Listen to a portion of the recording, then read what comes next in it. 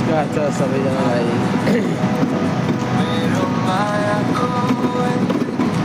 समस्त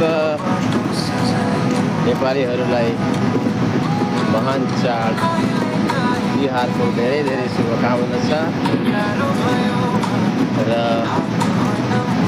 आशा गर्छु लक्ष्मी माताले सबैको घरमा बास गरून्,